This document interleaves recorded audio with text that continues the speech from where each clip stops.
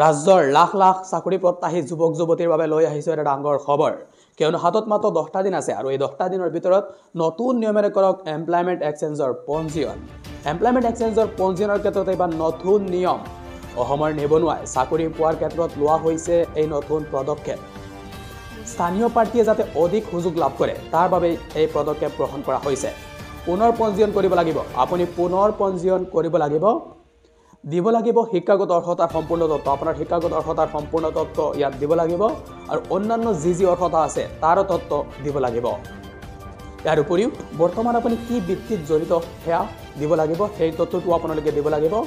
অভিজ্ঞতা সকলো তথ্য আপোনাৰ এক্সপেৰিয়েন্স যি বিষয়ত আছে তাৰ তথ্য সাবমিট কৰিব লাগিব দিব লাগিব আৰু কেনেদৰে কৰিব লাগিব এই পুনৰ পঞ্জীয়ন হেয়া আমি আপোনালোকক এতিয়া জনাবলৈ চেষ্টা কৰিছো যে প্ৰথমতে আপোনালোক সেৱা হেতু পৰ্টেললৈ যাওক hewahetu.assam.gov.in এই পৰ্টেললৈ যাওক ক্লিক কৰক সিটিজেন সাৰ্ভিস অপচনত সিটিজেন সাৰ্ভিস অপচনত আপোনালোকে ক্লিক কৰিব লাগিব ইয়াৰ পিছত ক্লিক কৰিব লাগিব এমপ্লয়মেন্ট অপচনত এমপ্লয়মেন্ট এক্সেস অপচনত ক্লিক কৰিব লাগিব তাৰ পাছতে পুনৰ পঞ্জীয়ন বটন দেখা পাব এইটোতে ক্লিক কৰক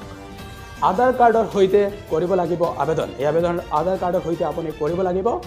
এই প্ৰমাণৰ যোগেৰে লগইন কৰক আপুনি এই প্ৰমাণৰ যোগেৰে লগইন কৰিব লাগিব আৰু ওটিপি সম্বলিত পদ্ধতিৰে আধাৰৰ তথ্য দিব লাগিব